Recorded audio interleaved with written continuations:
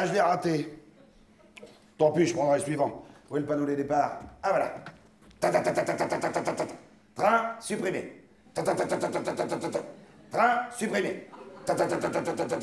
Train maintenu. Ah. Horaire et date indéterminée. Une grève à la SNCF? Pendant les vacances? Non. Bon, bah comme ça, je vais en profiter pour vous dire au revoir. Oui, parce que je pars en tournée théâtrale. Alors, je peux pas vous emmener, j'ai qu'un billet. Et je peux même pas emmener mes copains Mathieu, Raoul le dégueulasse, la grosse Glita, Gilbert le dragueur, Mouloud et Aziz, Buzard et tous ces petits gars. Ah non, bah, c'est une pièce de théâtre. Y a pas de place pour eux, tous les rôles sont déjà pris. Quand je leur ai annoncé ça, je me suis fait engueuler. Ça a commencé par la grosse Glita qui m'a fait « Non mais disons, moi j'ai tout.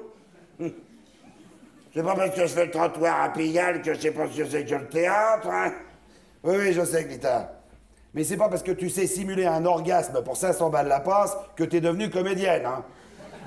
Oh, je m'excuse, mais le client avec moi pour le même prix, il a tout le répertoire de Molière, hein. Je lui fais Médecin malgré lui, l'escalade imaginaire, le mise en croupe, Tartuffe, Bourre-moi gentilhomme, et quand j'ai fini, là, les précieuses, ridicule. Mais, enfin, tu sais quand même pas ce que c'est que le métier de la scène. Oh, je te rappelle que je fais du striptease tous les soirs au Gravos Club. Alors la scène, ça me connaît. Ça, il faut avouer que sur scène, elle a de la réplique, hein, Glita. Tiens, l'autre soir, elle commence à se déshabiller sous les projecteurs avec la sensualité d'un charcutier qui dégraisse un rognon de porc. Elle fait...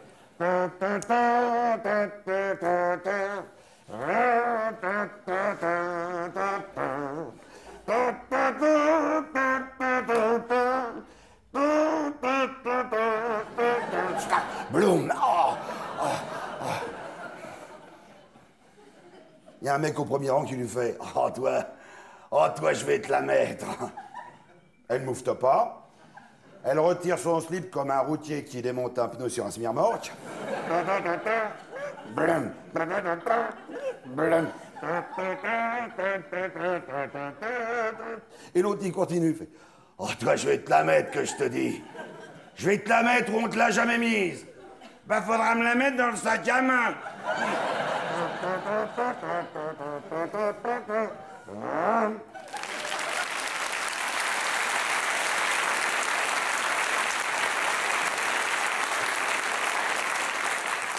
Alors après Glita, ça a été Mathieu qui m'est tombé dessus. Il m'a fait « Hé, et pourquoi que je ferais pas du théâtre, moi aussi ?»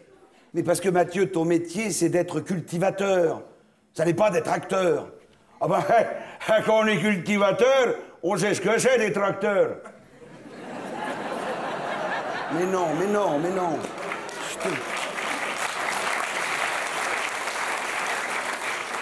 Je te parle pas des tracteurs. Je te parle d'être acteur de théâtre. Ah ouais. Et si je veux être acteur de cinéma, ça change rien. Il n'y a aucun rapport entre le champ labouré et le champ de la caméra, voyons. Ah si, dans l'un comme dans l'autre, on peut se faire du blé. Pas avec un petit rôle, hein. Faut pas commencer par quelque chose. Tu pourrais pas m'en trouver un, des petits rôles, toi? Ah bon, alors j'appelle un copain producteur, il me dit « Ok, envoie-moi ton Mathieu, je vais lui trouver un petit rôle dans mon prochain film. » Mathieu, tout content, il va, mais il arrive en avance. Alors le producteur est encore en rendez-vous. On le fait patienter, donc, dans un salon d'attente. Il s'installe sur le canapé, regardant les affiches des films qui décorent les murs. J'ai beau, hein. Et il se prend à rêver à une grande carrière. Il se voit déjà en train de tourner avec sa vache noiraude dans Autant en emporte le veau. Mais sa rêverie s'arrête brusquement, car une charmante jeune femme vient d'entrer dans le salon. C'est Juliette Binoche. Mathieu n'a jamais vu une jeune femme aussi belle. « Oh, mademoiselle, excusez-moi, mais vous êtes drôlement jolie, hein? Avec un physique comme le vôtre, vous devriez faire du cinéma. » C'est très gentil. Je m'appelle Juliette Binoche. Et alors, vous avez qu'à prendre un pseudonyme? Mathieu est reçu par le producteur, qui lui donne un petit rôle dans son dernier film. Il rentre chez lui tout content et le lendemain matin, il sort de sa ferme avec un fusil, il va au milieu de son champ de blé et il commence à tirer sur les épis. Pam! Pam! Pam! Il y a le facteur qui fait sa tournée, il entend tout ce raffut, il s'approche du champ où il aperçoit Mathieu en train de tirer sur son blé, il fait « Eh ben Mathieu, oh, qu'est-ce que tu fais là? La chasse est pas encore ouverte? À chasse-point vainqueur! Je répète le rôle que je vais jouer dans un film américain. Qu'est-ce que tu vas jouer comme rôle? Un serial killer! Pam! Ah, bon.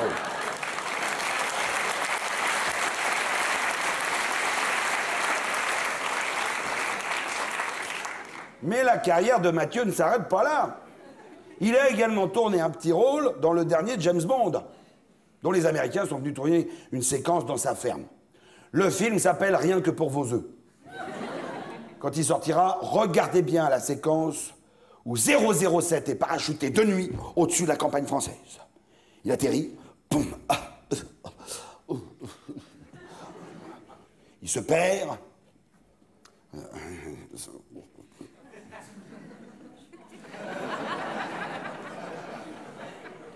Et pour retrouver son chemin, il va frapper à la porte d'une ferme. Pom, pom, pom. Elle s'ouvre sur Mathieu déguisé en fermière. L'espion se présente. My name is Bond. James Bond. Et la fermière répond. My name is Monde. Raymond.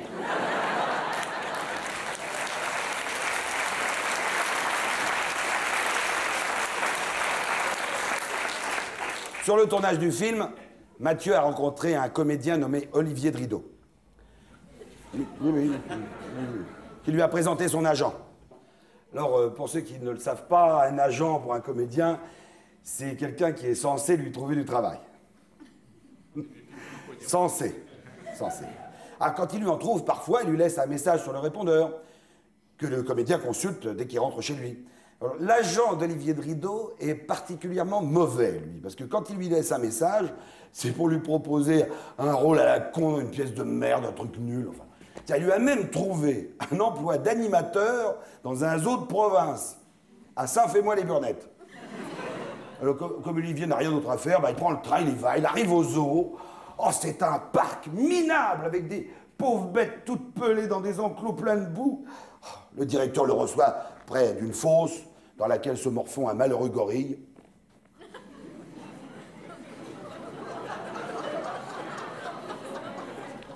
Bonjour, je suis Olivier Dridot, comédien. Ah, enchanté. C'est moi qui vous ai fait demander, oui. Notre gorille Dudule doit être emmené chez le vétérinaire de la grande ville, oui, parce que il fait une grave crise de neurasthénie depuis que Lucien, le gardien qui le soigne habituellement, a pris son congé annuel. Oh, regardez-le, mais il tire une tronce. On dirait Pasqua battu par De Villiers aux législatives. Non, mais c'est très gênant pour notre clientèle. Il refuse de faire des grimaces. C'est un souci. Il n'acceptera jamais qu'un autre que Lucien l'emmène chez le vétérinaire de la grande ville pour s'y faire soigner. Ça, c'est sûr. Oui, je comprends très bien, mais je vois pas en quoi je puis vous être utile. Oh ben, monsieur Dridot, vous êtes comédien. Vous possédez l'art du grimage. Pour obliger Dudule à aller chez le vétérinaire de la grande ville, vous allez vous déguiser en Lucien. Voici sa photo et son uniforme. Son collègue Fernand va vous accompagner, car vous devrez également emmener chez le vétérinaire 300 grenouilles du Gabon qui doivent être opérées des amygdales. Ouais, parce qu'elles font ouah, ouah toute la nuit. Ça empêche tout le monde de dormir. C'est très chiant. Olivier est abasourdi, il contemple la photo de Lucien, moustachu et coupe rosée. Oh, il a encore jamais joué un rôle de gardien dans de pareilles conditions. Alors, il appelle sa boîte vocale pour savoir si son agent lui a laissé un message. Il n'y a rien. Bon, alors en attendant, il enfile l'uniforme de Lucien, se fabrique une fausse moustache avec des poils de balai,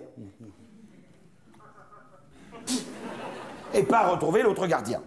Ah, bonjour, je suis Olivier. Salut, moi c'est Fernand. Oui. Bon, tu vas m'aider à charger dans la camionnette le gorille Dudule et 2 caisses contenant les 300 grenouilles. Une fois les bêtes chargées, Olivier prend le volant de la camionnette et ils partent tous les deux pour la grande ville. Ah bah... Ah bah... Ils roulent tranquillement sur la nationale, quand tout d'un coup, ils aperçoivent sur le bas-côté une petite autostoppeuse, mignonne, blondinette, toute bronzée, avec une jolie paire de Nshiba et une petite paire de Mvumba. Oh là là, Olivier, regarde un peu ce petit lot, arrête-toi. Ah ben... Bonjour, mademoiselle. Alors, vous allez où comme ça? Je comprends rien. Ah ben, c'est normal, tu es une Suédoise. Oh la salope, montez, montez, mademoiselle. Ah, tac, tac,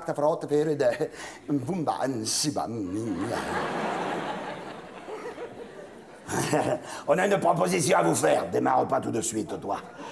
Voilà, soit vous faites pampa avec nous, soit vous continuez à pied, hein. Elle comprend rien. C'est normal, t'as qu'à lui expliquer en anglais. Tu lui dis fuck or walk. Ça veut dire en quoi, ça? Fuck, ça veut dire pampan, et walk, ça veut dire marcher. Donc, fuck or walk, ça veut dire tu niques ou tu continues à pied. J'ai compris. Alors, fuck or walk. Oh, walk. Ah bon, et il vire la gonzesse. Voum. Ah là. Ah bon.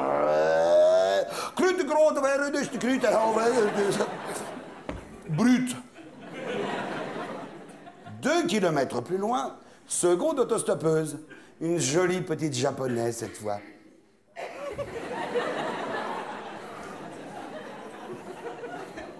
Arrête-toi, Olivier. Coucou. Bonjour, mademoiselle. Vous allez où? Oh, qu'elle est bonne, la nippone. Montez, montez.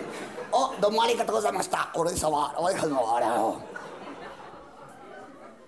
bon alors, fuck or walk? Oh, walk. Ah bon? Et il la vire aussi. Vous. Ah là.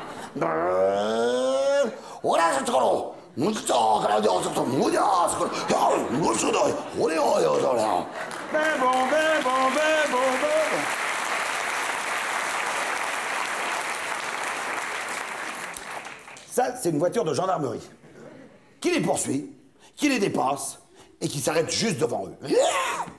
Un Pandore en descend avec à la main un seau en plastique plein de grenouilles. Bon, messieurs, ça fait 5 kilomètres qu'on vous suit en ramassant vos batraciennes. Oh, merci, monsieur le gendarme. Excusez-nous, vous êtes bien aimable. C'est les portes arrière qui ont dû rester ouvertes. Olivier se dirige vers l'arrière de la camionnette. Ah bah évidemment, les portes sont grandes ouvertes. Il va pour ranger les grenouilles et là, à l'intérieur, il aperçoit le gorille Dudule qui plonge ses 2 grosses pattes dans les caisses de grenouilles. Il en sort 2 poignées, il leur fait « fuck or walk ». Et les grenouilles, walk, et hop.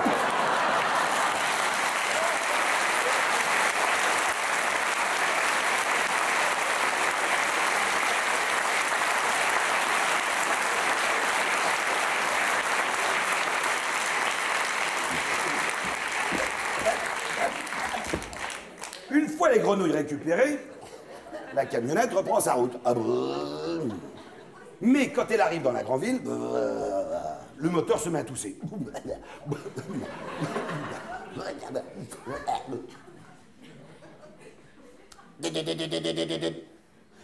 Elle refuse de redémarrer.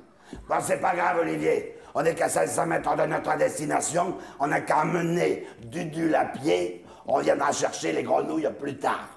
Les 2 gardiens sortent donc le primate dépressif de leur véhicule et le tenant chacun par une main, se dirige à pas lents vers le cabinet du vétérinaire.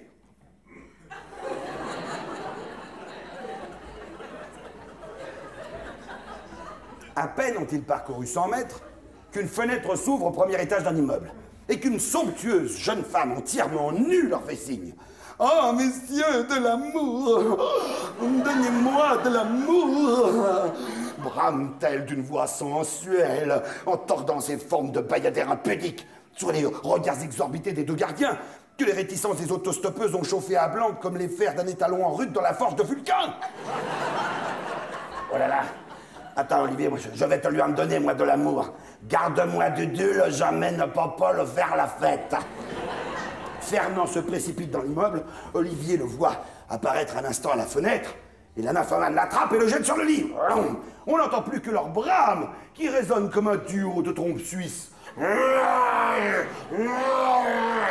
Et les coups de boutoir de Fernand qui ébranlent tout l'immeuble. Blum, blum, blum. Olivier est halluciné. Le gorille commence à sortir de sa torpeur.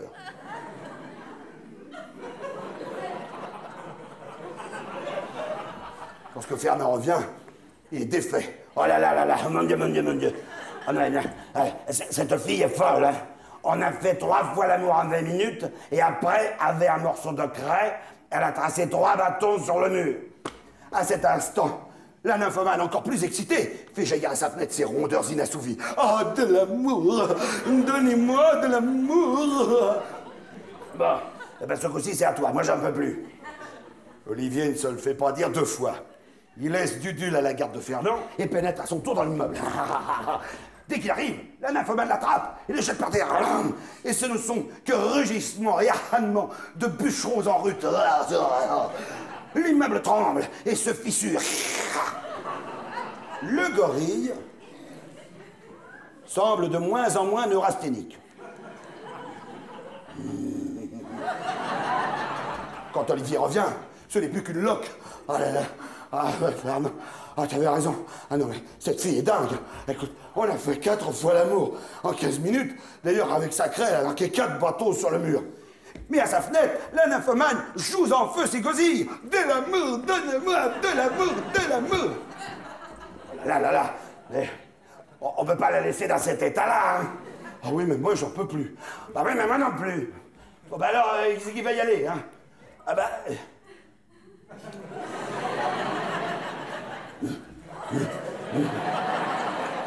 Allez, vas-y, Dudule, ça va te faire du bien. Le gorille escalade l'immeuble par la façade. Il passe par la fenêtre. Il referme pudiquement les volets et se jette sur la fille. L'immeuble tremble, il tremble tellement que les volets claquent. Blum, blum, blum. Les tuiles se soulèvent. Jingle, jingle, jingle. Les antennes de télé. Et tout d'un coup, la fille apparaît et crie. De la craie! Encore de la craie!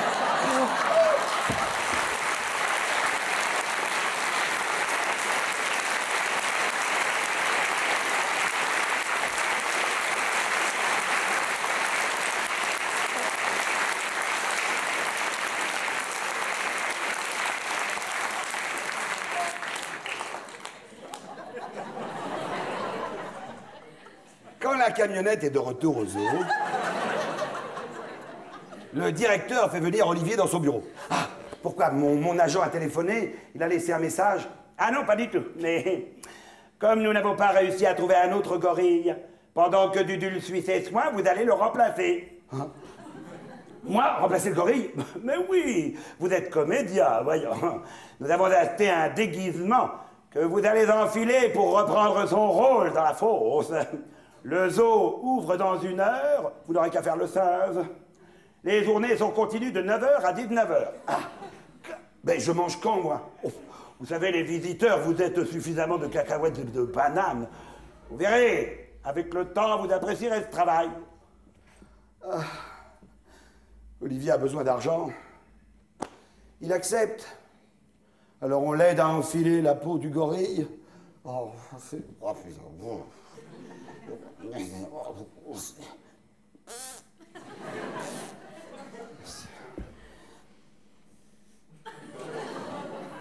On le fait descendre dans la fosse pleine de bouillasse, avec un arbre mort auquel on a suspendu un vieux pneu de tracteur pour faire balançoire. Et les portes du zoo s'ouvrent. Et c'est la ruée des enfants et des parents, tout émoustillé à l'idée d'en trouver des plus bêtes qu'eux.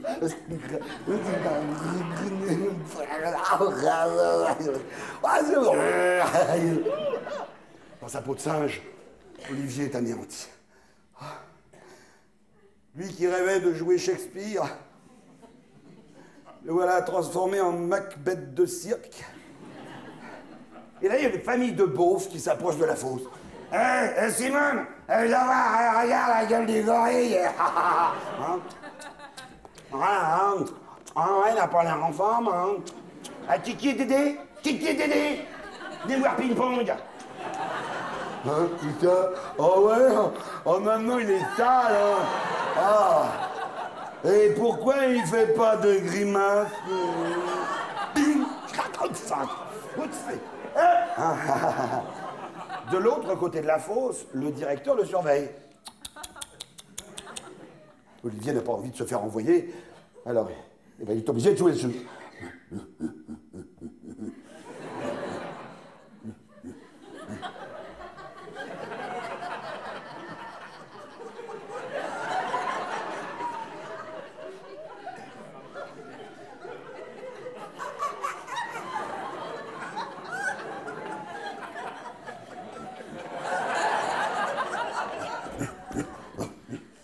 Il crame dans son gros pneu, il commence à se balancer.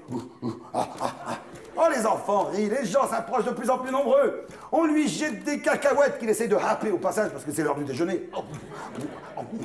Et tout d'un coup, sa branche casse. Et voilà, Olivier projeté dans les airs. Il atterrit dans la fosse au lion qui est juste à côté de la sienne. Les trois fauves, réveillés par la chute du faux gorille, ouvrent un œil. Pour eux aussi, l'heure du déjeuner vient de sonner. Ils se lèvent et s'avancent vers le misérable comédien terrorisé qui se jette contre la paroi de la fosse pour essayer de l'escalader en criant au directeur du zoo « Au secours! Sortez-moi de là, ils vont me dévorer !» À cet instant, un des trois lions lui saute dessus et le plaque sur le sol. Il lui pose sa grosse patte pleine de poils sur la bouche et lui fait « Ferme ta gueule, tu vas tous nous faire virer !»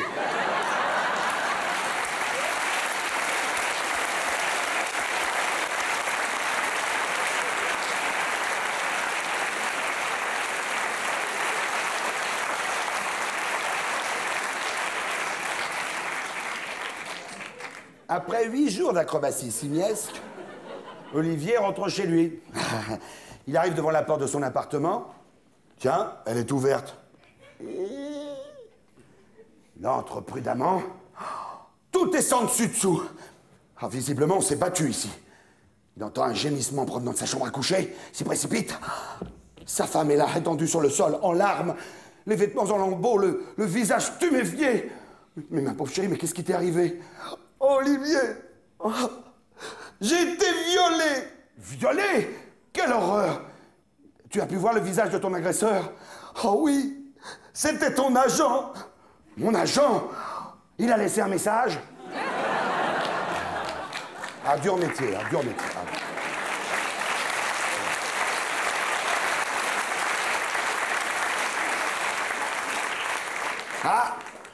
Le bar de la gare vient d'ouvrir. Bonjour, monsieur le barman. Alors, il arrive bientôt, ce train? Vous savez pas? Bon.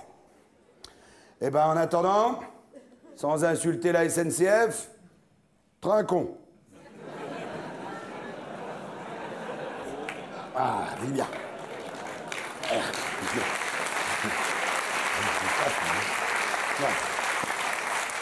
Il n'arrive pas, ce train. Il y en a un qui aurait bien voulu le prendre avec moi, ce train, pour partir en tournée. C'est Gilbert le dragueur. Ah oui, mais lui, il m'a dit tout de suite, attends, moi, je veux pas monter sur la scène, hein, je te dis, fils. Je veux rester dans la salle, moi, avec les spectatrices. Aïe. Ben, il est comme ça, Gilbert, il est comme ça. Il adore les salles de spectacle, si vous voulez. Tous les ans, il va au Festival de Cannes pour assister à toutes les projections. Mais il regarde pas les films, hein. Non. Il est beaucoup trop occupé à autre chose. Tiens, au dernier festival, alors qu'il s'apprête à monter les marches du palais pour assister à la projection du film saoudien L'inspecteur de Derrick, il aperçoit une des vedettes féminines du film La Vérité chez moi, en robe de mousseline longue, bleu nuit, en train de poser devant une nuée de photographes. Oh, qu'est-ce qu'elle est belle, avec tous ces bijoux qui étincellent sous les flashs.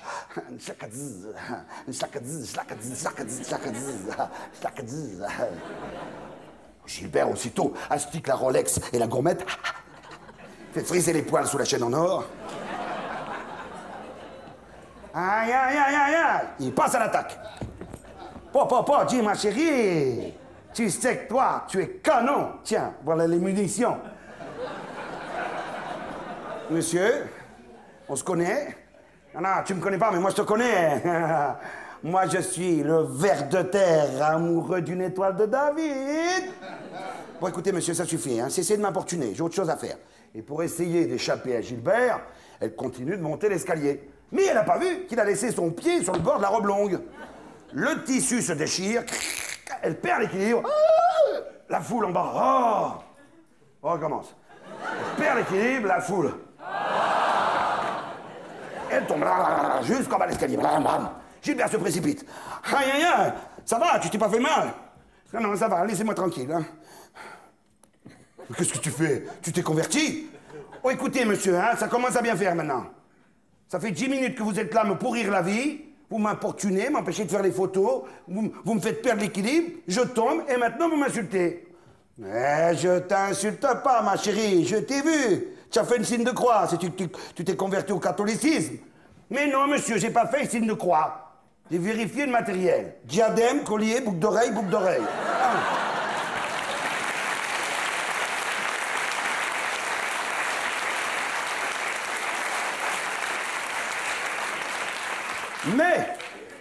Mais, ce n'est pas un échec qui va arrêter Gilbert. Lui aussi entre dans la salle de spectacle. Et d'un seul coup d'œil, il repère une jeune starlette en compagnie d'un vieux producteur complètement gâteux. Il s'arrange pour aller s'asseoir à côté d'elle. Pardon, excusez-moi. Pardon, excusez-moi. Bonjour, mademoiselle. Et avant d'entamer dans le noir le pelotage sans visibilité, il fait la checklist. Bon, ça va, les soutes sont bien remplies, le train est sorti, checklist terminée, j'attrape les commandes pour le décollage. Derrière, une brave dame a tout vu. Comme elle s'aperçoit que le vieux gâteux n'a rien vu, elle lui tape sur l'épaule. Monsieur, écoutez, regardez, le voisin de votre femme est en train de la caresser honteusement. Hein? Ah mais, je sais, chaque fois que je l'emmène au cinéma, on me la plotte. Alors pourquoi continuez-vous de l'emmener? Bah parce que si je la laisse à l'hôtel, on me la baise.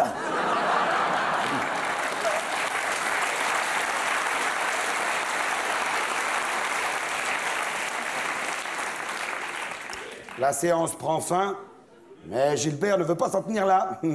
Il suit le vieux gâteux avec sa jeune starlette jusqu'à leur hôtel.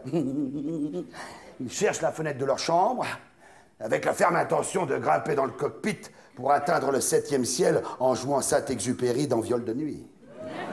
C'est alors qu'un jeune garçon aborde Gilbert. Monsieur, s'il te plaît, dessine-moi un mouton. Ah non, c'est pas le moment, hein? Va jouer ailleurs. Dessine-moi un mouton, s'il te plaît, dessine-moi un mouton, dessine-moi... Oh! Non! J'ai pas que ça à faire. Pourquoi? Qu'est-ce que tu vas faire? Mais ça te regarde pas. Dis-moi ce que tu vas faire, dis-moi ce que tu vas faire, dis-moi ce que... Oh, mais c'est pas vrai! C'est la schkoumoun, ce môme! Bon, je vais tirer un coup. Là, tu es content? Et je peux venir tirer un coup avec toi? Ah non, hein? C'est pas de ton âge. Allez, va jouer ailleurs. Et va te coucher aussi. Laisse-moi venir tirer un coup avec toi ou je crie. Ah! Tais-toi. Aïe! Il m'a mordu, le petit con. Eh, c'est mes doigts, c'est pas du merguez, hein? Ah! Bon. Je veux bien que tu viennes tirer un coup avec moi. Comment je vais faire pour m'en débarrasser de ce monde? Mais tu restes loin, hein? Bon. Et là, Gilbert aperçoit la jeune starlette à la fenêtre de sa salle de bain. Ah, tu te caches derrière la grande poubelle, tu bouges pas, hein? Oh, mademoiselle! Mais le vieux qui était aux aguets ouvre la fenêtre. Hein? Qui est là? C'est le bruit de chat. Il prend une de ses chaussures et la jette dans la direction du miaulement. Voum. Gilbert se baisse et la godasse atterrit dans la tronche du môme. Ping. Aïe! Le vieux disparaît et Gilbert reprend. Mademoiselle! Ouh! Mais répondez-moi! Yallah! Sur la vie de ma mère, je meurs! Qui est là? Saloperie de chat, tiens. Deuxième godasse. Vroom. Gilbert se baisse encore. Elle atterrit, encore une fois, dans la tronche du monde. Ping. Aïe, aïe, ah! Bon, ben moi je tire encore un coup et je vais me coucher.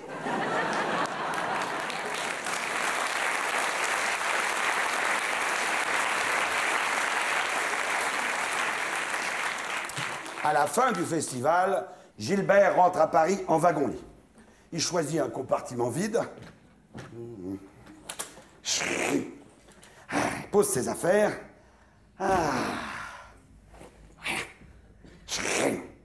Et s'installe sur une des couchettes supérieures. Pouf, pouf, pouf. C'est alors qu'arrive Josette. Elle est gentille, hein, mais elle n'est pas terrible.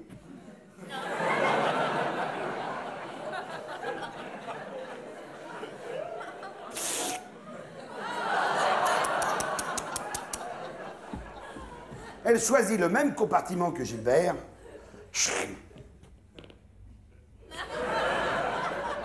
Bonjour, monsieur. Non.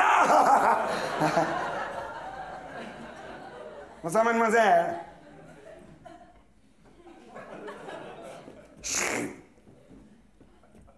Elle pose ses affaires sur une des couchettes du bas, se glisse sous la couverture, allume sa veilleuse et se met à lire.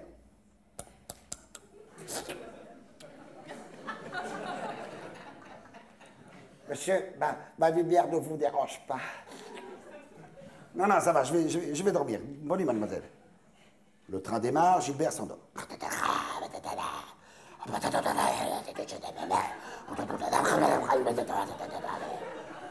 Et tout d'un coup, la voilà tirée de son sommeil par sa compagne de voyage.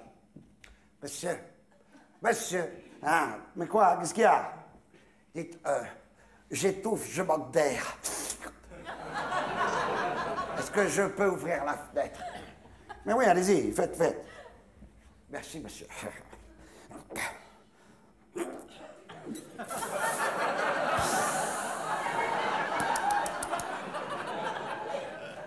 Monsieur, Ah, mais quoi encore? j'arrive pas, vous pouvez pas l'ouvrir pour moi.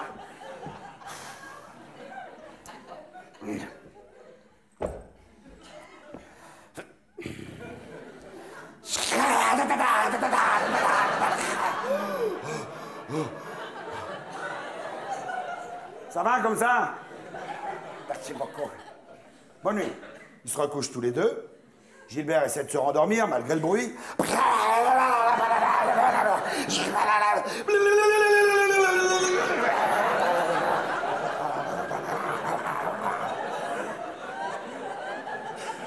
Et tout d'un coup,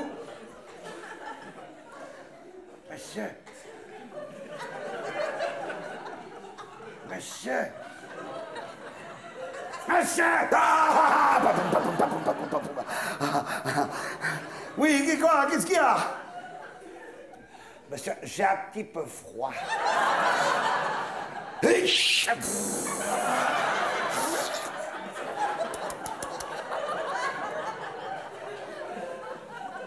Vous auriez pas une couverture supplémentaire? Alors Gilbert donne une de ses couvertures pliées au pied du lit à la frileuse. Merci, monsieur. De rien, mademoiselle. Bonne nuit, monsieur. Oui, oui, vous aussi, vous aussi. Faites de vos rêves. Oui, oui. Vous également, vous également.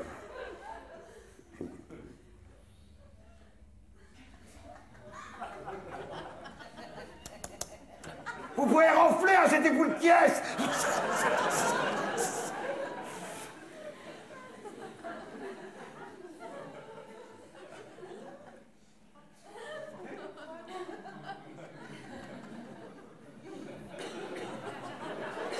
Mademoiselle. Mademoiselle. Oui, monsieur. Dites, nous sommes seuls dans ce compartiment, hein? Et je dois vous avouer que je ferais bien avec vous. Vous feriez bien quoi, monsieur? Mais je ferais bien Comme si nous étions mariés, vous et moi. Oh, monsieur, oh, j'espérais tellement que vous me demanderiez. Bon, alors tu te tournes, tu la fermes et tu dors.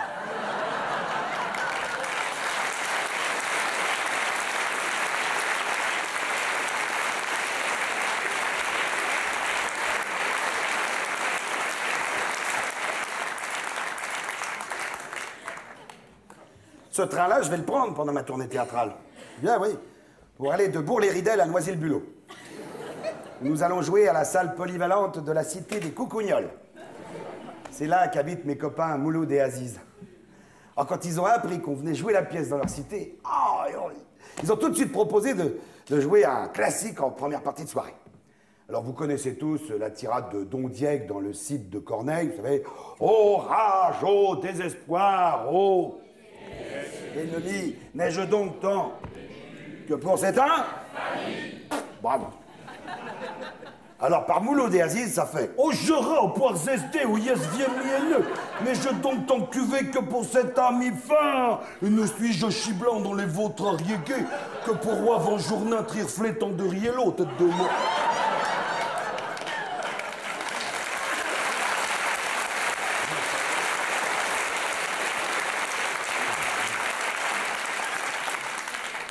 Mais c'est quoi ça?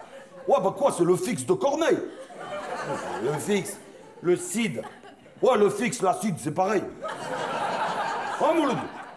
Oh, ouais, en plus, Corneille, c'est un crack. Ouais, vous n'auriez pas quelque chose de plus représentatif de votre environnement culturel? Ouais, parle-moi meilleur, toi. Non, mais vous n'auriez pas quelque chose de plus court, de plus simple? Oh, bah ouais, on a l'histoire du lapin qui court dans la forêt, hein, Mouloud? Oh, ouais, c'est quoi ça? Tu connais pas? Moi, ça fait rien. On va la jouer tous les deux, tiens, tu vas comprendre. Ouais, c'est ça. Alors, jouez-moi l'histoire du lapin qui court dans la forêt. C'est ça. Et pas en verlan, hein. Sinon, on comprend rien. C'est vrai. Vous comprenez le verlan, vous autres? Oui. Alors, je vais vous expliquer. Il y a un truc très simple. Pour comprendre le verlan, vous prenez par exemple les tortues ninja. En verlan, c'est les tortues janines. Alors, allez-y, faites-moi le lapin là, qui court dans la forêt. Ouais, y va. T'es prêt, Mouloud? Ouais, je suis prêt. Oh, tu me suis, hein, c'est simple. Alors, il y a le lapin qui court dans la forêt. Arrête de courir après moi, toi, tu restes là-bas, toi, tu fais les animaux. Ouais, je fais les animaux, moi. Ouais, je fais quoi comme les animaux? Bah, tu fais la rafgie. Oh, la girafe. La girafe. La girafe. Oh ouais, comme ça, la girafe. Ouais, c'est ça. Sauf que là, la girafe, elle fait pas comme ça. Parce qu'elle fume un tarpé. Et alors? Voilà, quand tu fumes un tarpé, tu fais comme ça, toi. Putain, il est relou, le boulot, là. Ouais, c'est toi qui expliques pas bien, Aziz. Bon, c'est fini, oui, vous avez le jeu, cette histoire de lapin qui court dans la forêt. Ouais, ça va. Ouais, alors, tu fais la rafgie, là. Tu fumes un tarpé. Alors, le lapin, il court. Puis d'un coup, il arrive, voilà la girafe en train de fumer un tarpé. Mais qu'est-ce que tu fais? Pourquoi tu fumes ça, toi? Mais c'est toi qui m'as dit de fumer un tarpé! Mais non, c'est pas à toi! C'est la girafe! C'est dans l'histoire!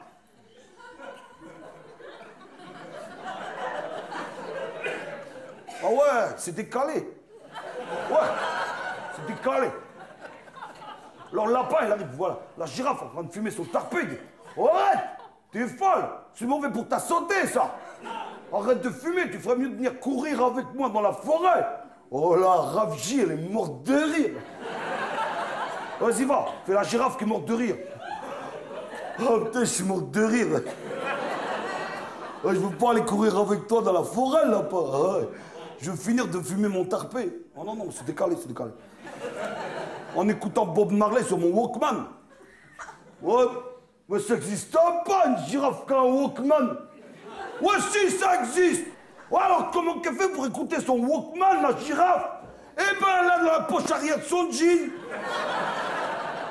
Il écoute avec un câble de 8 mètres de long pour les casques! Oh ouais, c'est possible, ça! Bon, de toute façon, lapin, il lui dit, allez, viens courir avec moi. Alors la rafgie, elle jette son tarpé, et puis il va courir en écoutant Bob Marley dans la forêt avec le lapin. Oh, putain. Pas courir avec moi, toi, maintenant, qu'est-ce que tu fais rester là? Mais c'est toi, tu m'as dit de pas courir. Mais si maintenant je te dis que tu fais la girafe elle court avec le lapin. La rafgie avec le pain là. Oh, tu cours avec moi, suis l'histoire. Putain, elle est relou, hein. On l'aurait pas, elle court avec le lapin. D'un coup, il tombe sur un éléphant qui est en train de sniffer 2 lignes de coke avec sa trompe. Dis va, fais l'éléphant qui sniffe. Putain, ça change tout le temps.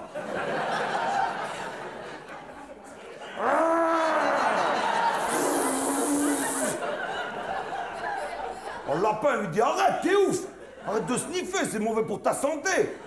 Tu ferais mieux de venir courir avec nous dans la forêt. Oh ouais, mais l'éléphant il dit attends, j'ai pas fini de sniffer ma coque, laisse-moi me faire le 2e rail. Ouais, mais le lapin il est rapide. Il souffle la coque.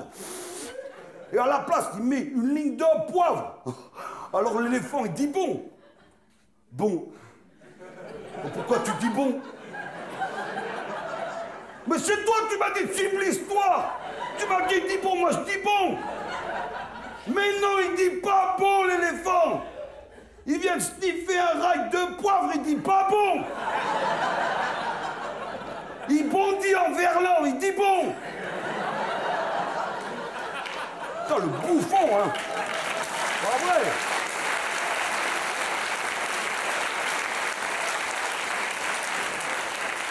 Aziz, je t'ai dit pas en verlan. Ouais, mais si je raconte pas en verlan, on comprend rien. Donc, là, bon. C'est pas Mouloud que tu devrais t'appeler, c'est Avril Dalton.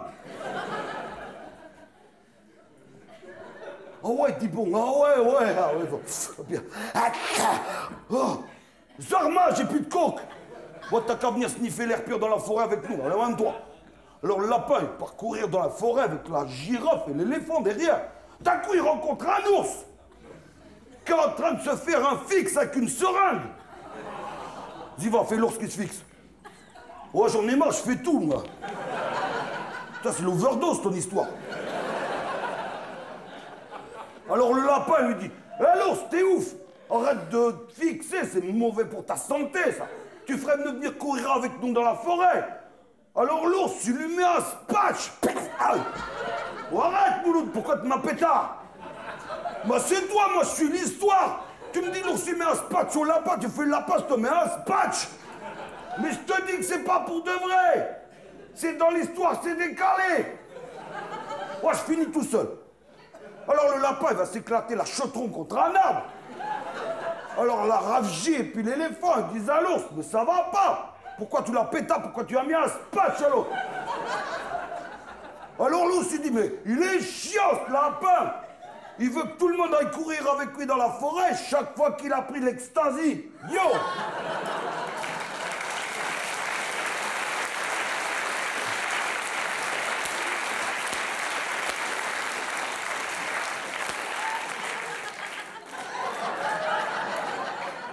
C'est des créateurs, hein, mes potes. Cela dit, ils sont quand même meilleurs musiciens qu'auteurs dramatiques. Hein. Ah oui, oui. Ah oui. Alors, ils sont installés un petit studio son dans un box à voiture dans leur cité, avec tout ce qu'il faut pour faire du rap. Il y a des casseroles piquées à la mère d'Aziz. Pam, pam. Il y a un grand bidon de gasoil au père de Mouloud. Boum, boum. Ils ont un tourne-disque Tépaz et un 33 tours vinyle de Jean Sablon. Avec leur chanson préférée, j'aimerais tant voir Syracuse. Non mais ils écoutent pas tout, ils passent que des bouts très courts. Non, c'est pas mal ce qu'ils font, hein, c'est pas mal. C'est tellement bien qu'un jour, en pleine séance de freestyle, poum, pa, a poum, poum, pa, wita poum, pa, a poum, poum, pa, wita poum, pa, a poum, poum, pa. Il y a un gros mec qui débarque. Lunettes noires, tif crade, gros cigare, avec une haleine de bœuf. Et Mouloud, il fait Aziz, t'es mal à ce tronc du gros bouffon, comment qu'il est chelou. Hein? Oh la vache, en plus il double Kinder Choucroute. Et on dirait Demis Rousseau qui a dormi dans une décharge publique. Bonjour les petits. Je suis producteur de films. J'aime bien ce que vous faites. Je sais exactement ce que je cherche comme musique pour illustrer. une séquence d'amour dans mon dernier film. Je vous l'achète. Il pose un billet de 200 balles sur le grand bidon de gasoil, il extirpe la cassette du magnéto, il remonte dans sa caisse, il se bat. Ouah, Zarma! Comment ils nous ont encroume, l'autre bâtard! Bouloud, pioche dans mon billet, on va le poursuivre. Les deux mômes, ils sautent sur leur pétoire et à fond dans la cité derrière la caisse du gros salaud.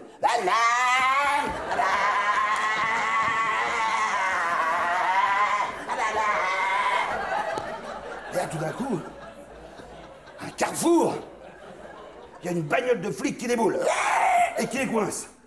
Ah, les deux poulets sortent de là, ils leur tombent dessus comme deux frelons sur une tartine de miel. Hop, ah, les petits beurs, vous êtes cuits. Eh, chef, et comme ces deux petits beurres, on peut même dire qu'ils sont biscuits. Ah ouais. Ouais, relou les keufs. Tu peux répéter, petit con? Ah, ça va, Saddam Hussein. Arrête de me balancer tes scuds dans la chaudron. Fais gaffe, ou je te pète en flaque de manque de respect. Et je vous colle au star tous les deux. Mais quoi, on n'a rien fait, monsieur. On était en train de poursuivre un gros cafard qui nous a taxé notre zik. Ah oui, ça c'est vrai, chef, je l'ai vu. Et je le connais en plus. Il s'appelle Bob Thénardier. C'est un producteur de films. Il a un cinéma à Pigalle. Ouais, Mouloud, arrache-nous de là. On va lui foutre le dawa dans sa tôle et lui marbrer la face. Ta. Vous allez pas partir comme ça, les petits loups. D'abord, on va jouer à un jeu. Ouais, super. Aziz, il kiffe les jeux de télé. Voilà, vas-y. Oh, tu lui poses ta question, moi tu me poses par terre, s'il te plaît. Bon. Aziz, concentre-toi bien. Qu'est-ce qu'il y a? 4 roues. Un volant qui fait tutut et qui fait vroom vroom. Ouais, c'est facile, ça, c'est une voiture. Ouais. Mais laquelle? Une Peugeot, une Renault, une Fiat? Allez, on vous embarque. Oh, arrête, ma Rome, elle va me chirder. Donne-nous une deuxième chance. Bon, d'accord. Ouais, mais ce coup-ci, c'est moi qui pose la question, hein. Si tu réponds pas, on se barre, d'accord? C'est réglo. Alors, qu'est-ce qu'il y a 2 pattes, des bzazelles comme ça, et qui se gagnent du pognon en se prenant des kilomètres de sgeg dans la schneck? Ça, c'est facile, c'est une pute. Ouais, mais laquelle? Ta femme, ta sœur ou ta mère? Alors, on a gagné aucun.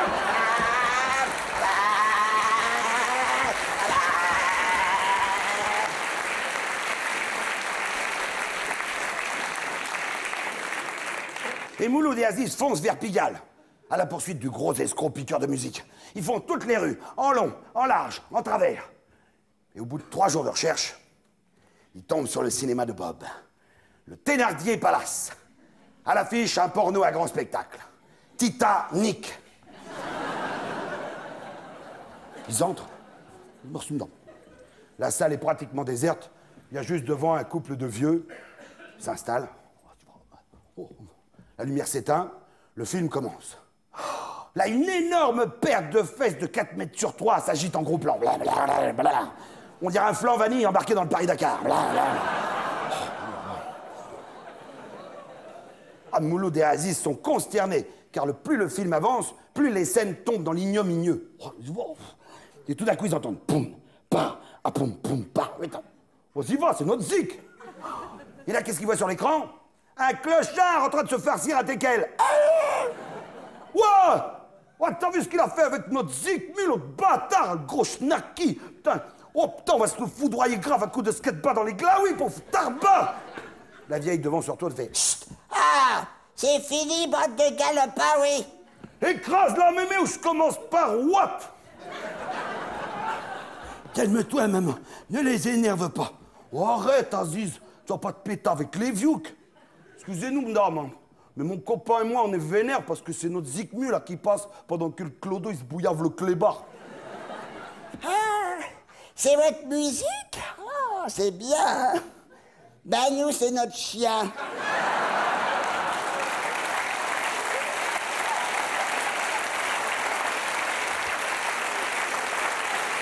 Heureusement, il y a une justice. Une justice pour les artistes. Car en face du cinéma de Bob, il y a un bistrot dans lequel il va boire un café tous les matins. Alors le patron, c'est un balèze. Avec une carrure de camion de la Brinks, la gueule de Jean Gabin et l'amabilité d'un pitbull. Tous les jours, il sacrifie à une tradition. Il presse d'une main le jus d'un citron dans un verre. Et il ajoute: oh, je vais vous dire une bonne chose. S'il y a quelqu'un qui réussit à tirer une goutte de plus, une seule de citron, il ouvre un crédit gratuit pendant 1 an. Oui, monsieur. Tous les Schwarzenegger de banlieue, les Stallone en goguette, même les Miss Bodybuilding, vous savez, avec des nichons à structure radiale. Toutes et tous y sont essayés. Ah, rien à faire. Pas la moindre petite gouttelette supplémentaire ne sort de la grume écrasée.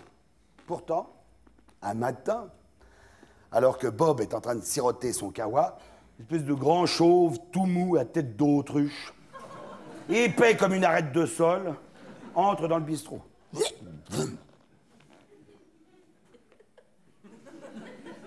Messieurs, dames, bonjour. Pour la énième fois, le patron vient d'écraser le jus d'un citron dans un verre, en déclamant, comme d'habitude, sa promesse d'ouverture de crédit. Le grand chauve s'approche du bar,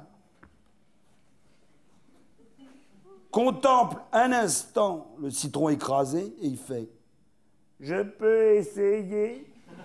énorme rire dans le bistrot. D'accord, le chamallow. Mais va pas te faire une fracture, je serai obligé de t'emmener à l'hôpital. Oh, c'est pas la peine, patron. Il est tellement maigre, il n'y a qu'à lui faire une radio ici avec une lampe de poche. Un pas vide, le grand chauve tout mou attrape le citron d'une main et sans même un tressaillement de paupières, il l'écrase. Miracle! Une goutte tombe dans le verre. Gouic. Puis 2, 3, 5, 10, 20, 30 gouttes! Un silence de stupéfaction passe sur les clients du bistrot. Bob est sidéré. Pardon, monsieur. Oh, mais c'est extraordinaire. Je me présente, je suis Bob Thénardier, producteur de films. Dites donc, vous faites du culturisme, vous êtes champion des bras de fer. Ah non, pas du tout.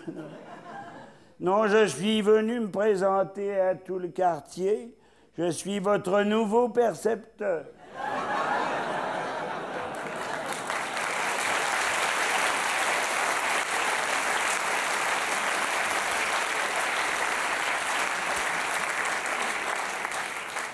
Évidemment, Bob a écopé d'un contrôle fiscal, à l'issue duquel il était redressé de 5 millions de francs. Alors lui, qui n'avait jusqu'à présent adoré que l'argent, se met à prier Dieu. Ben oui, il va dans les églises, il va dans les temples, il va dans les mosquées, il se fait virer de partout. Il va même à Lourdes. Et quand il arrive devant la fontaine dans laquelle se déverse la source miraculeuse, il y a déjà une file d'attente impressionnante. Il me faut un miracle. C'est pas possible. Bon, je vais faire comme d'habitude, je vais resquiller. Mais un unijambiste muni d'une paire de béquilles, il arrête. Prenez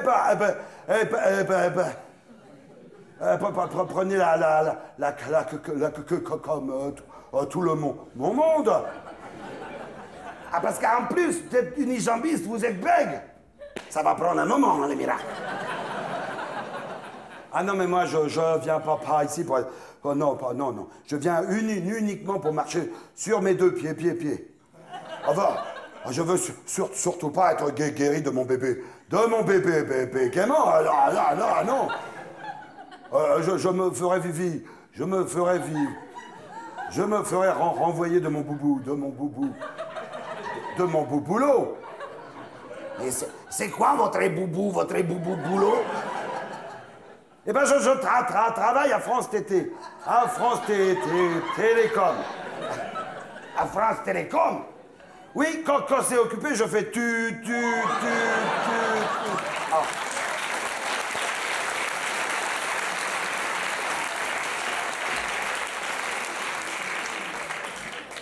Alors Bob décide d'aller à Jérusalem. Il décide d'aller prier de nuit devant le mur des lamentations. De nuit, c'est plus prudent là-bas. Personne, justement, devant le mur, il s'agenouille. Ah, il me faut un miracle, il me faut 1 milliard, voilà. Mon Dieu, s'appuie contre le mur, donne-moi 1 milliard, s'il te plaît. Mon Dieu, donnez-moi 1 milliard, donne-moi 1 milliard. Ça dure 2 heures. Donne-moi 1 milliard, donne-moi 1 milliard. Il reste collé au mur pendant 2 heures. Donne-moi 1 milliard. Au bout d'un moment, Dieu, il commence à dire... Le ciel se déchire.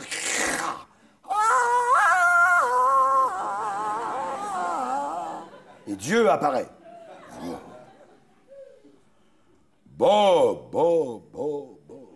Donne-moi 1 milliard, donne-moi. Bob, Bob, Bob. Donnez-moi 1 milliard, donne-moi. Bob, oh! Ah, oh, mon Dieu! Bob, tu vois pas que tu parles à un mur?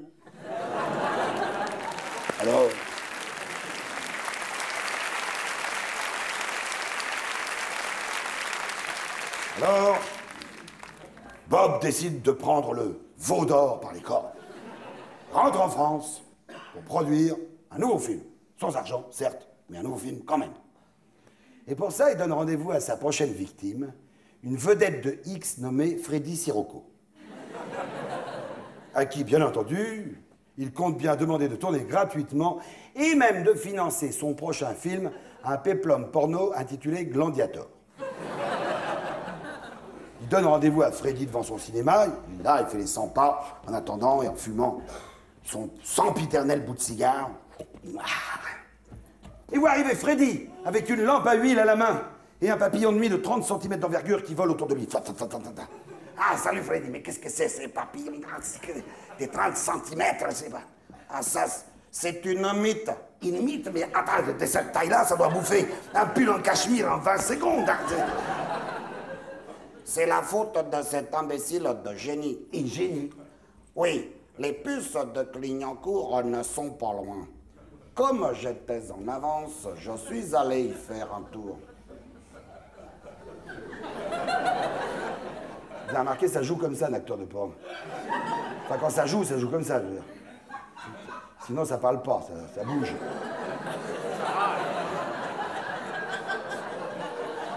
Je sens qu'il y en a qui en ont vu, hein.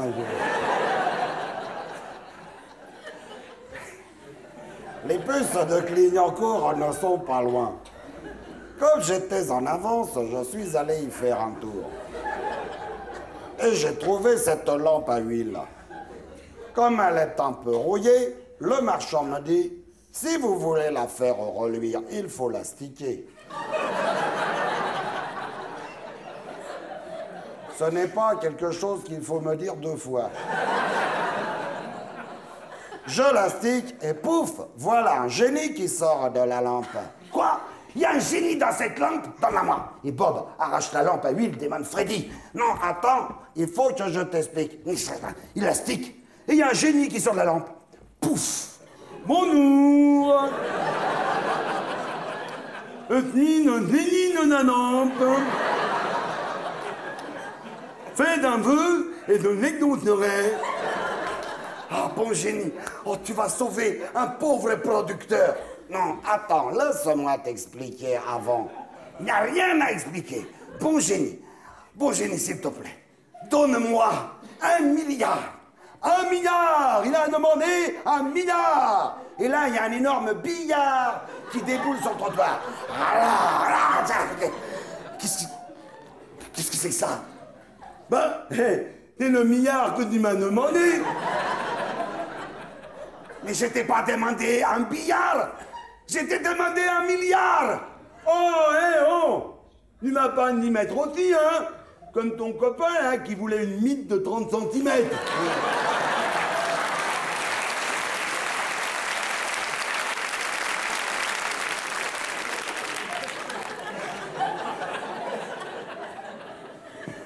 Ah, le génie! Ah, le génie. Le génie, c'est exactement ce qu'il faut pour réussir une carrière de comédien. Ah oui.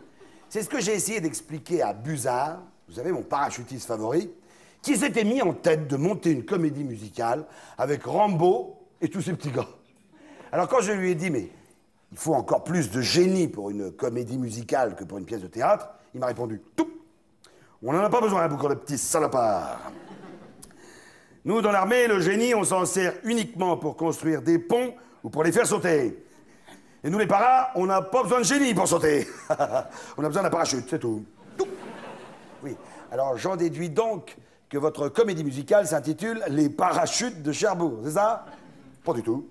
Ça s'appelle Le Flibustier des Antilles. Moi, je joue Barbe Noire et Rambo joue le mousse. Ah, parce que Rambo, il chante parfaitement. Tu veux voir? Rambo. Oui, mon colonel. Vas-y, fais-moi un si bémol. Ah oui, mon colonel. Et voilà le travail, c'est QFD. Oula, bon, d'accord. Eh, mon colonel, je vous rappelle qu'on nous attend pour la répétition générale. Tout. Oh, je l'avais oublié. Bon sang, et celle-là, faut pas qu'on la rate. Ce soir, c'est la première. Attention, demi-tour à gauche, gauche. Montagnier, tu viens avec nous. En avant, marche. Empté. Et Buzard et Rambo m'emmènent à la salle des fêtes de la caserne, où tout le régiment attend costumé en flibustier. Section, halte. Montagnier, tu t'installes là. Rambo, tu bouges pas. Le colonel va se changer, il s'habille en barbe noire, avec un bandeau sur l'œil, un crochet à la main et une jambe de bois. Bon, très bien. Alors maintenant, Rambo, t'es prêt? Montagnier, écoute bien. On va te chanter l'air du mousse. Attention, la fanfare. 3, 4.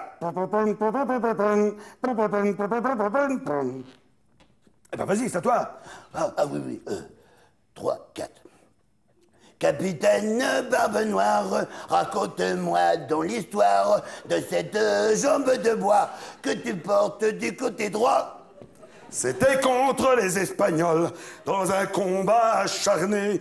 D'un seul coup, ma jambe s'envole. Un boulet me l'a arraché. Boum. Waouh! Capitaine Barbe Noire, raconte-moi donc l'histoire de cet énorme crochet qui est vissé sur ton poignet. Pour lancer un abordage, j'avais levé ma main bien haut, mais un coup de sabre plein de rage, tchic, et la voilà tombée à l'eau, pouf. Wow.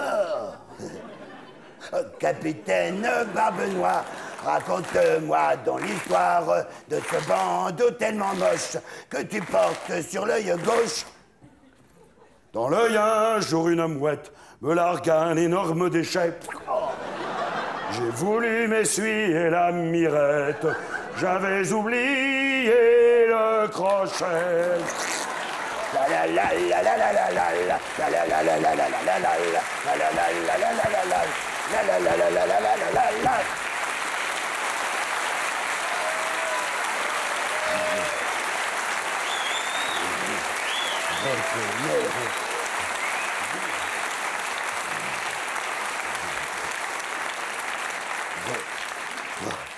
Oh, colonel, oh, vous êtes drôlement beau dans votre costume de Barbe Noire.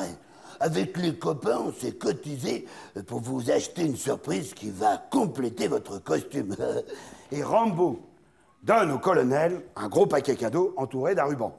Oh, ça c'est gentil les petits gars. L'œil humide, enfin surtout celui-là, Buzard défait son cadeau. C'est une cage à l'intérieur de laquelle se trouve un perroquet vert du Gabon. Ouais, colonel, c'est un perroquet parlant pour mettre sur votre épaule. Tous les pirates en avaient un à cette époque-là. Ah oui. Et en plus, c'est pratique parce que je lui ai appris votre texte. Comme ça, si jamais vous avez un trou de mémoire pendant la comédie musicale, bah, il pourra vous souffler directement dans l'oreille, hein? Ah, ça c'est pas con. Vas-y le perroquet, souffle-moi mon texte pour voir. Le perroquet regarde le colonel avec son bandeau sur l'œil, il fait... Ah! Borgne, enculé! C'est pas dans le texte. Oh non, colonel, excusez-nous. Oh, on savait pas qu'il était grossier. C'est pas grave, j'en ai maté des plus durs. Ah! Borgne, enculé! Saloperie, je vais te laver la gueule. Le colonel fonce en coulisses, il sort le perroquet de sa cage, il ouvre le robinet et lui met la tête dessous. Mais le perroquet continue. Borgne, enculé! Borgne, enculé! Borgne, enculé! Saloperie, c'est pas vrai. Faut absolument que je le fasse taire avant la première. Hop, je vais le mettre dans la machine à laver, tiens. Il ouvre le hublot, flac, le perroquet, dedans. Programme 4. Et il voit le volatile à l'intérieur, collé au hublot, qui tourne avec la mousse. Oh, saloperie, c'est pas possible. Ah! Je viens d'avoir une idée qui va définitivement te clouer le bec. Il va à la cantine de la caserne, il ouvre un grand congélateur, il met le perroquet dedans et ram, et il retourne répéter. Ah! Et toutes les heures, il revient se coller l'oreille à la porte. La voix du perroquet commence à décliner.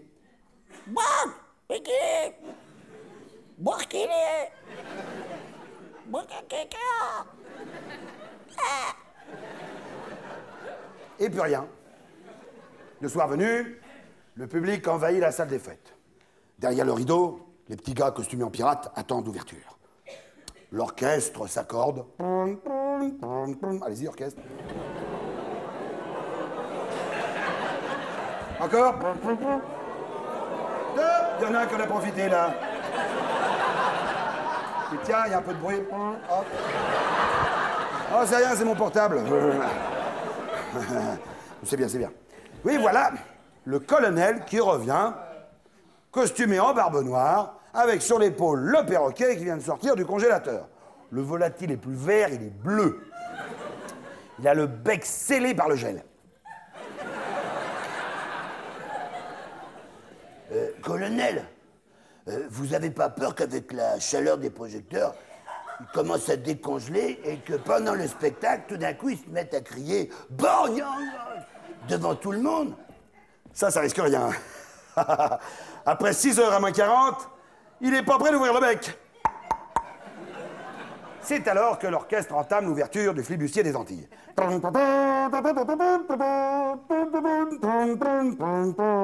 Le rideau s'ouvre.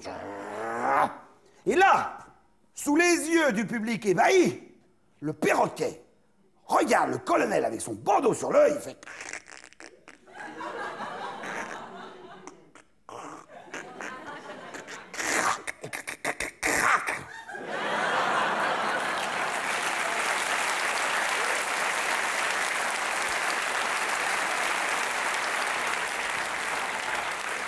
Ah, il y en a un qui n'a pas été pris par cette espèce de frénésie théâtreuse à l'annonce de mon départ en tournée.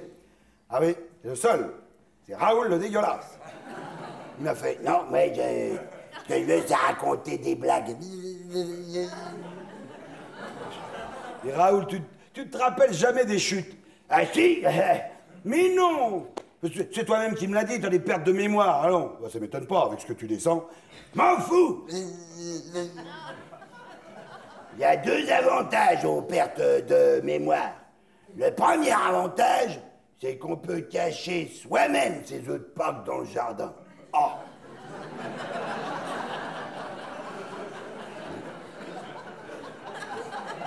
Et le deuxième avantage? Le deuxième avantage, c'est qu'on peut cacher soi-même ses œufs de Pâques dans le jardin. Ah! Oui, bon, enfin, de toute façon, sans mémoire, on peut rien faire sur scène, hein. Ni comédie musicale, ni pièce de théâtre, ni histoire drôle, ni rien du tout. Alors, pour essayer de résoudre ce problème, Raoul est allé à Pont-aux-Dames, à l'hospice des vieux comédiens, pour y rencontrer son copain Hippolyte, un vieil acteur, auprès de qui il pense trouver une solution. Mais quand il arrive, Hippolyte est en consultation avec le médecin de l'hospice, le docteur Géronte. Ah. Oh, docteur, je suis très ennuyé, parce que, voyez-vous, je n'ai presque plus de médicaments contre les pertes de mémoire. Bon, ça c'est pas grave, Hippolyte. Je vais vous faire une nouvelle ordonnance, voilà, c'est tout. Non, je dors très mal depuis une semaine. Ah, vous avez des angoisses? Oh, c'est pire que ça. Lorsque je m'endors, je tombe de mon lit et je me retrouve sur la moquette. Elle est verte comme la pelouse du Stade de France. Voilà pourquoi je fais toutes les nuits le même rêve obsédant. Je rêve qu'une équipe de souris dispute un match de football contre une équipe de mulots. Hein? Mais c'est pas grave, c'est pas grave. C'est pas grave. Sur l'ordonnance, je vais rajouter un remède que vous allez prendre dès ce soir. Oh non, pas ce soir. Bah pourquoi? C'est la finale.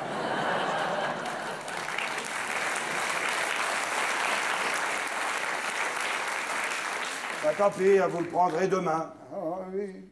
Alors c'est une combinaison de somnifères et de Viagra. Le somnifère, c'est pour vous faire dormir, et le Viagra, c'est pour vous empêcher de tomber du lit. Merci, docteur. Et Hippolyte part rejoindre sa femme qui discute avec Raoul sur un banc dans le parc de l'hospice Oh, bonjour, Raoul. Attends, je suis à toi tout de suite. Tiens, ma chérie, voilà l'ordonnance pour que tu ailles me chercher des médicaments à la pharmacie. Hein. Bon, je discute un peu avec mon ami Raoul et je te rejoins tout de suite, ma chérie. Viens, Raoul. Alors, mon ami. Hein? Qu'est-ce que tu deviens? Oh ben, je suis en train de préparer un spectacle de cabaret avec des histoires drôles. Mais je me rappelle jamais les chutes parce que j'ai des pertes de mémoire. Oh, écoute, alors pour soigner ça, j'ai un médicament très efficace que le docteur m'a donné. Ah bon? Et comment il s'appelle ce médicament? C'est... bon sang, c'est cette fleur avec des épines, là, vous savez, qui sent bon. C'est en bouton ronsard, on a fait un poème. C'est une... Rose, c'est ça, une rose, merci. Rose, comment s'appelle le médicament contre les pertes de mémoire? C'est dans une petite pharmacie, la pharmacie de Mademoiselle Hull, Angèle.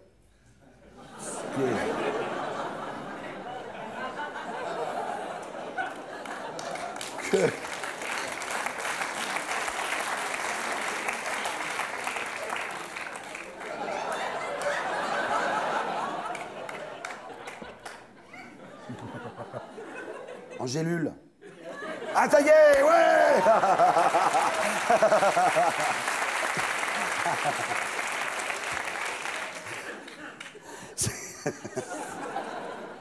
Suis l'histoire. C'est dans la... C'est donc dans la petite pharmacie de Mademoiselle Hull que Rose trouve les médicaments pour Raoul et son mari, en l'occurrence. Ah, Angèle, elle est... Vraiment, c'est une femme extraordinaire. Elle a une diplomatie. Tiens, un jour, il y a un jeune homme qui entre dans sa pharmacie. Gling, gling. Rouge de confusion. Gling, gling. Il est tellement rouge, on dirait un soufflet à la framboise.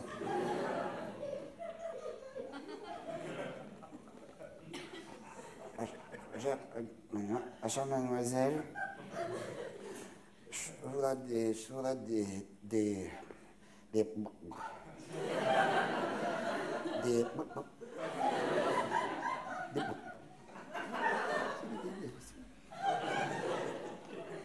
Des préservatifs? Oui. Ça vous gêne tellement de me demander des préservatifs? Écoutez, la prochaine fois, demandez-moi des tickets de métro. Je comprendrai. Oh, d'accord. Ah, d'accord. Gling, gling, gling, gling. Quelques jours plus tard, il est de retour à la pharmacie, gling, gling, alors que s'y trouve encore Rose, qui vient d'acheter pour Raoul et son mari les médicaments contre les pertes de mémoire. Très sûr de lui, il s'approche du comptoir. Bonjour, mademoiselle. Je voudrais des tickets de métro. Ça étonne un peu Rose,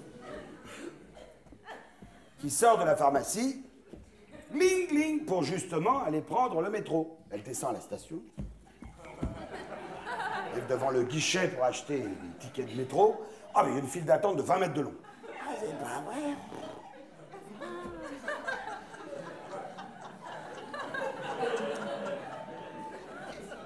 La pharmacie vend des tickets de métro. Je vais aller y acheter un carnet. Gling, gling. C'est encore moi. Ah, vous avez oublié quelque chose, Madame Rose. Je voudrais des tickets de métro. Des tickets de métro? Oui, parce que là-bas, je suis tombé sur une de ces queues.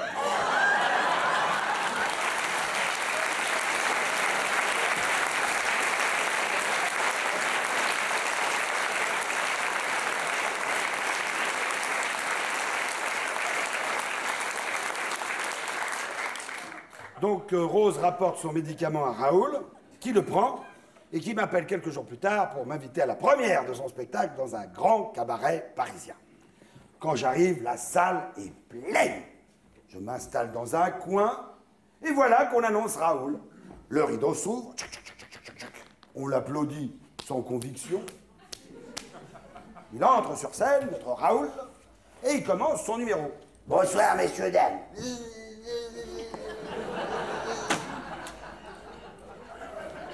Vous connaissez tous Geppetto, n'est-ce pas, le fameux menuisier qui construisit cette petite marionnette en bois. Vous savez, ce petit garçon en bois là, qui un jour devint vivant.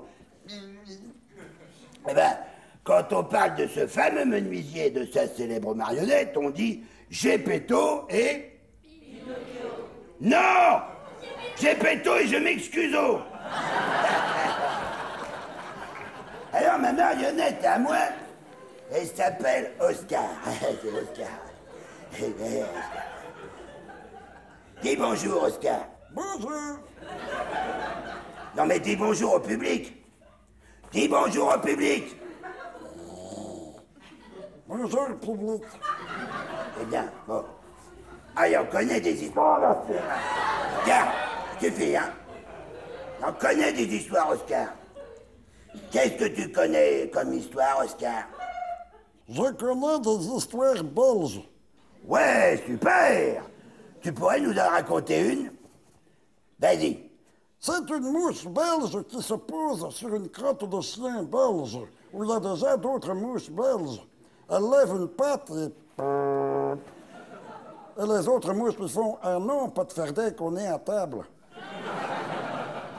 Pas un rire. Le bide noir. Mais ça fait rien, Raoul insiste. Super. Tu pourrais nous en raconter une autre? Ben vas-y. C'est une vache française qui discute avec une vache belge. Et la vache française lui fait « Mais ça ne te gêne pas, tu n'as pas peur de cette histoire de vache folle ?»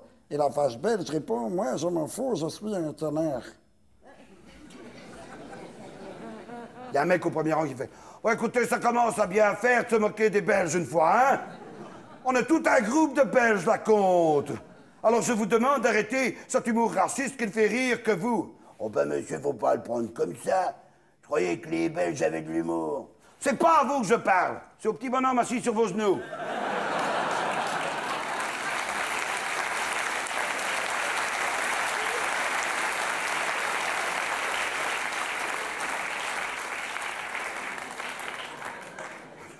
Vous voyez, dès qu'on est deux sur scène, c'est beaucoup plus sympa, hein? Et là, c'est plus un one-man show, forcément. C'est une pièce de théâtre, on peut le dire, c'est une pièce de théâtre. Ah, mais vous pouvez en faire autant chez vous, hein? Ah, c'est pas difficile. Tiens, après un bon dîner, au lieu de raconter une histoire drôle tout seul, bah racontez-la à deux. Bah oui, c'est beaucoup plus rigolo. Et puis c'est pas compliqué. Si votre partenaire ne connaît pas l'histoire, bah vous lui préparez à l'avance le texte. Et hop, il est connu, je t'embrouille. Tiens, on va essayer de faire l'expérience ce soir. Qui c'est qui veut raconter une histoire drôle avec moi sur scène? Vous, monsieur, là-bas en blanc, là-bas. Dis, non, on n'est pas en blanc, il est en vert, tiens. Hop, amenez-vous. Tiens, voilà. On l'applaudit pour l'encourager, s'il vous plaît. Oui. Asseyez, monsieur. Bonjour. Ah, bah voilà, vous êtes de bonne taille. Voilà, ça c'est vrai qu'il faut. Ah. Ça me détend les jambes. Mais puis ça détend les jambes, c'est vrai, c'est bien. On dirait la moitié des Dalton. Moi, je fais Joe, je vous dire. Moi, c'est bien. Alors, comment vous appelez-vous? Georges. Georges. Georges. Bien. Alors, Georges. Mon cher Georges, ce soir, vous n'allez plus vous appeler Georges pendant 2-3 minutes, vous n'allez plus vous appeler Dracula. D'accord? Alors, ne vous inquiétez pas, Georges, j'ai préparé le costume et le texte de l'histoire que nous allons raconter tous les deux. Qu'est-ce que vous faites dans la vie, Georges? Je suis militaire. Tout il est militaire, bande de salauds. Vous seriez pas dans le train, des fois, parce que... c'est dommage. Voilà, je vous ai préparé, comme je vous l'ai dit, le texte. Et vous avez un magnifique costume de Dracula. Regardez si c'est pas beau. Attention, je vous le mets. Voilà, c'est très simple. Ah, hop, attention, il y a un petit velcro là en plus pour attacher. Si c'est pas beau, ça. Toujours face publique. Georges, attention, parlez un peu dans le micro, faites l'essai. Pouette. Voilà. Ça marche. Alors, mon cher Georges, ne vous inquiétez pas, je vais pas vous laisser tout seul dans la merde. Ah, merci. J'ai également mon costume de sel. Et le mien est un peu plus gratiné. Alors, vous avez vu, hein, c'est marqué Guy, c'est moi, et spectateur, c'est vous, apparemment. Alors, vous allez me suivre, c'est très simple. Oh, tu me suis l'histoire. Ouais, je suis. Vas-y. Alors, attends. Je vais demander à mes amis Jean-Claude et Patrick, les régisseurs du théâtre, que vous pouvez applaudir d'ailleurs.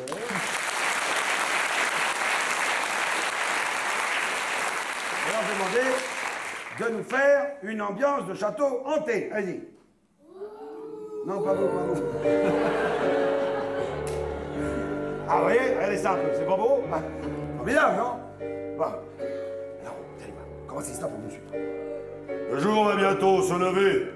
Le château de Zingensteiner Wunderplatz dans les Carpates. Dracula et son fidèle Victor viennent de rentrer d'une nuit sanguinaire. Ah, Dracula, mon maître! As-tu trouvé assez de sang pour te rassasier? Oui, j'ai sucé toute la nuit comme une bête, je suis repique. Oh!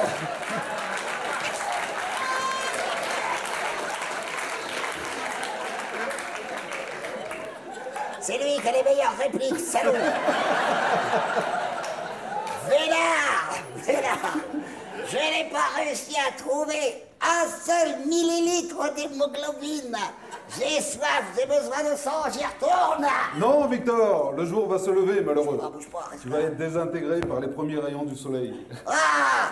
Tant pis, il me faut du sang, j'y retourne. Non, Victor! Si!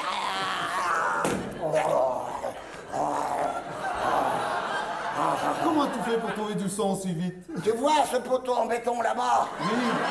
Ben, moi, je l'ai pas vu.